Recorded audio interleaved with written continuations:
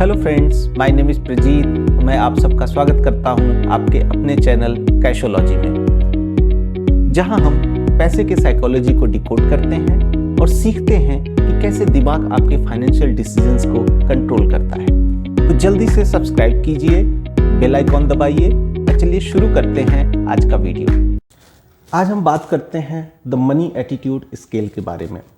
तो दो साइकोलॉजिस्ट थे, एक यामुशी एंड दूसरे थे टेम्पलर। इन्होंने डेवलप किया मनी एटीट्यूड स्केल को। इस स्केल के थ्रू इन्होंने 4 तरह की कैटेगरीज में लोगों को डिवाइड किया। इन्होंने ये भी बोला कि ऐसा जरूरी नहीं है कि सारे जो है एक ही कैटेगरी में फॉल करेंगे, कुछ मिक्स हो सकता है एटीट्यूड, बट एक फैक्टर जो है बहुत ज़्यादा इनके ऊपर हावी रहेगा। तो आइए समझने की कोशिश करते हैं चारों टाइप्स ऑफ एटीट्यूड्स क्या क्या है। तो पहला जो कैटेगरी है वो है पावर प्रेस्टीज एटीट्यूड। क्या आप ऐसे हैं कि आपको लगता है कि अगर आपके पास ज़्यादा पैसा होगा तो आपका ज़्यादा नाम होगा, ज़्यादा रुतबा होगा, ज़्यादा शोहरत होगा, लोग आपको सम्मान की दृष्टि से देखेंगे, आपको ज़रूरत से ज़्यादा महत्व दिया जाएगा? अगर हाँ, तो आपके अंदर ये फैक्टर जो है पूरी तरह से जो है हावी है। बाकी सारे फैक्टर्स भी होंगे, हो सकते हैं, बट ये फैक्टर जो है इन्फ्लुएंस करता है आपकी पर्सनालिटी को। लेकिन इस तरह की जो पर्सनालिटी होती है जिनकी, उनके अंदर एक कमी भी होती है। कमी कह लीजिए या फिर ये कह लीजिए कि वो नेचर ही होता है इस एटीट्यूड का कि कभी भी आप सेटिस्फाइड नहीं रहोगे लाइफ में। Why you will not be satisfied? क्योंकि हमेशा आपका कॉम्पिटिटर रहेगा। आपके पास हो सकता है कि BMW हो तो आपसे भी अच्छी कार वाले, कोई टेस्ला वाले भी आ जाएंगे आपके बगल में। जो दूसरा टाइप है वो है रिटेंशन टाइप एटीट्यूड। ये उस तरह के लोग होते हैं जो कि बहुत ज्यादा कैलकुलेटिव होते हैं, बहुत अच्छे प्लानर होते हैं इन टर्म्स ऑफ मनी। वो अपने इनकम, अपने एक्सपेंडिचर, अपने इन्वेस्टमेंट, अपने सेविंग्स, सबका प्रॉपर उनके पास कैलकुलेशन होता है। दे ऑल्सो नो दैट कि रिटायरमेंट में उनका क्या प्लानिंग है, कितना फंड्स उनके पास रहेगा। तो वो बहुत ज्यादा कैलकुलेटिव होते हैं। जो इस तरह के लोग हैं उनके लिए एक सजेशन है कि आप जो है एक बैलेंस बना के चलिए, अपने प्रेजेंट को भी एंजॉय करिए, साथ ही साथ अपने फ्यूचर के बारे में सोचिए। बहुत ज्यादा फ्यूचर के बारे में मत सोचिए, क्योंकि अगर बहुत ज्यादा फ्यूचर के बारे में सोचेंगे तो आप अपने प्रेजेंट को कहीं ना कहीं मिस आउट कर जाएंगे। अब हम बात करते हैं तीसरे टाइप के एटीट्यूड के बारे में, जो कि है डिस्ट्रस्ट एटीट्यूड। इस तरह के जो लोग होते हैं उनके अंदर बहुत ज्यादा डिस्ट्रस्ट होता है towards financial tools, financial systems. इन्हें लगता है कि जो भी फाइनेंशियल टूल्स हैं, हो सकता है FD हो, सेविंग्स अकाउंट हो, म्यूचुअल फंड्स हो, जो भी है, उन्हें लगता है कि ये सब काम की चीजें नहीं है। हमेशा उनके अंदर मन में कहीं ना कहीं एक स्केप्टिसिज्म रहता है। एट द सेम टाइम वो लोन लेने से बहुत ज्यादा दूर भागते हैं। उन्हें लगता है कि नहीं, जो भी बोरोइंग टूल्स हैं वो हमारे फाइनेंशियल जो रेजिलियंस है या फाइनेंशियल हेल्थ है उसको बिगाड़ देगी। They will put us into financial difficulty. तो वो इन चीजों को जो है बहुत ज्यादा अवॉइड करते हैं।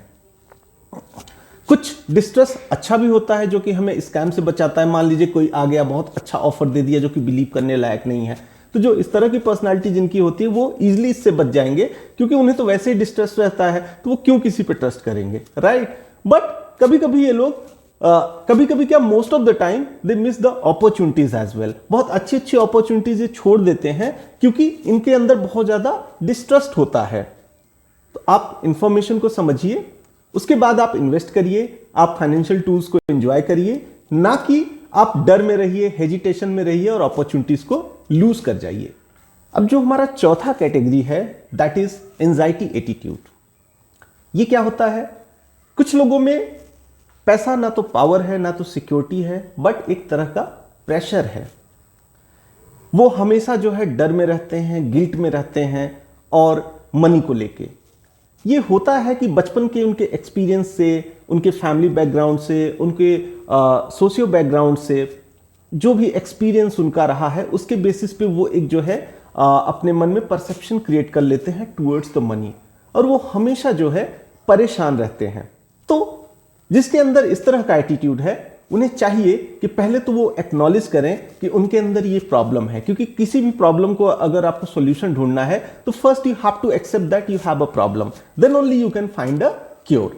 तो पहले उन्हें जो है एक्नॉलेज करना है कि they have this problem, after that they have to start managing their emotions. उन इमोशंस को आप मैनेज करना है और फिर आपको जो है एक अच्छे स्टेप्स लेने हैं towards planning your budget, managing your money, और फिर धीरे धीरे जो है आप इंप्रूव कर जाएंगे। आप इस एटीट्यूड को काफी हद तक मैनेज कर सकते हैं।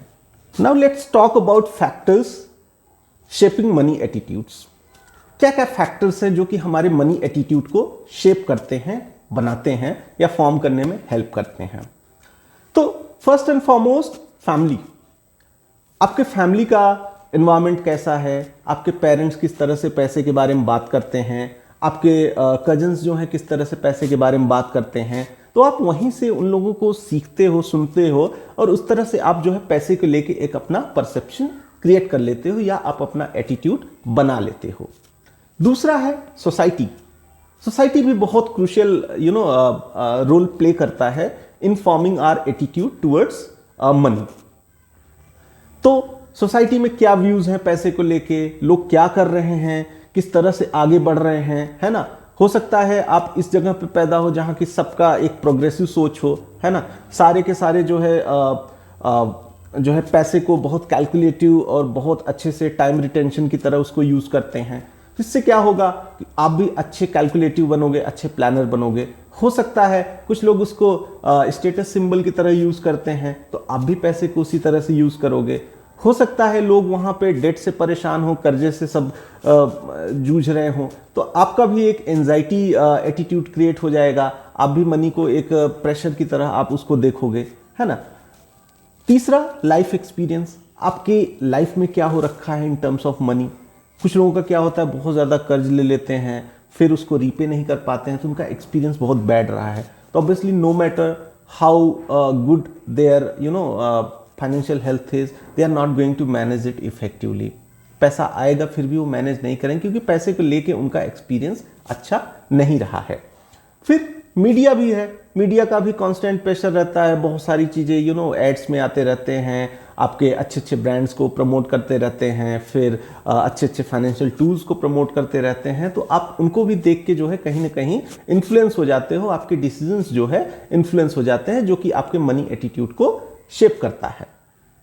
तो अगर आप उन इन्फ्लुएंसेस को अगर रिकॉग्नाइज कर लेते हो, तो इससे फायदा आपका ये हो जाएगा कि आप इजीली जो है अगर कहीं पे भी आप रॉन्ग डायरेक्शन में जा रहे हो तो उसको इजीली आप मैनेज कर सकते हो, because that is not your own thought, that is the thought you have got from your family और फ्रॉम सोसाइटी और फ्रॉम मीडिया। तो अगर इस तरह से आपको कुछ भी इन्फ्लुएंस आपको मिला है तो उसको जो है आप रिकॉग्नाइज करके इंप्रूव कर सकते हो। Now the question is how to develop a healthy money attitude. तो 3 स्टेप्स हैं उसके, बहुत सिंपल स्टेप्स हैं, उसको आपको रेगुलरली फॉलो करना पड़ेगा in order to improve your money attitude, या अपने मनी एटीट्यूड को और अच्छा बनाने के लिए। क्या है? First one, reflect, ask what does money mean to me. पैसा मेरे लिए क्या मायने रखता है, अपने आप से आप पूछिए, उसको लिखिए, उसको समझिए। इससे क्या है, आपको समझ में आ जाएगा कि आपके लिए पैसा क्या मायने रखता है और आप किस कैटेगरी में फॉल करते हो in terms of money attitude scale. क्योंकि एक बार आपने अपने आप को आइडेंटिफाई कर लिया, फिर आप उसको पर्सनालिटी को आपने समझ लिया, फिर आपको पता चलेगा कि कहां पे हमें काम करने की जरूरत है। दूसरा, उसको रीफ्रेम करिए। लेट सपोज अगर आपने आइडेंटिफाई किया कि आपके लिए मनी जो है स्ट्रेसफुल है, तो उसको आप जो है चेंज करिए, उसको अपने आप को समझाइए कि नहीं, मनी एक टूल है ना कि एक स्ट्रेस है। फिर जब आप एक बार उसको रीफ्रेम कर लेंगे, फिर उसके बाद आपको अपने हैबिट्स को डेवलप करना है अकॉर्डिंगली। कैसे डेवलप करेंगे? बजटिंग करेंगे, माइंडफुल स्पेंडिंग करेंगे, लर्निंग करेंगे, फाइनेंशियल लिटरेसी, फाइनेंस के बारे में समझेंगे, उसके टूल्स के बारे में समझेंगे, तो धीरे धीरे आपकी अंडरस्टैंडिंग बढ़ जाएगी, आपकी हैबिट इंप्रूव हो जाएगी और आप शिफ्ट हो जाएंगे एंजाइटी से टुवर्ड्स अ टाइम रिटेंशन। ठीक है, तो हेल्दी मनी एटीट्यूड जो होता है वो लॉजिक और इमोशन दोनों को ऐड करके चलता है। अगर आप केवल लॉजिक के बेसिस पे अगर डिसीजंस लेते हैं पैसे को लेके तो भी गलत है। अगर आप केवल इमोशंस को लेके चलते हैं तो भी गलत है। आपको लॉजिक इमोशंस दोनों को मिक्स करना है, then only you can take a healthy financial decisions. आइए अब कंक्लूड करते हैं इस वीडियो को। तो हमने क्या सीखा कि मनी जो है हमें चेंज नहीं करता, मनी बल्कि हमें बताता है कि हम किस तरह के हैं, क्योंकि वो पर्सनालिटी हमारे पास पहले से ही है। बस मनी आके उसको एक रिफ्लेक्शन देता है, वो हमें बताता है कि हाँ हम इस तरह के हैं। हम ज़्यादा से ज़्यादा अपने एटीट्यूड को समझेंगे, ज़्यादा से ज़्यादा अगर अपने एटीट्यूड के बारे में हम फोकस्ड रहेंगे, then it will help us in identifying, in rebuilding our attitude, जो कि इन लॉन्गर रन में हमारे फाइनेंशियल डिसीजंस को इम्प्रूव करने में बहुत हेल्प करेगा। So that was all for today. Thank you so much for watching. अगर आप लोगों को मेरा प्रयास अच्छा लग रहा हो तो प्लीज़ चैनल को जो है सब्सक्राइब करें, वीडियो को लाइक करें और अपने वैल्यूएबल फीडबैक्स को कमेंट सेक्शन में मेंशन करना ना भूलें, सो दैट हम उससे कुछ सीख सकें और इम्प्रूव कर सकें। Thank you so much for your time. Bye, take care.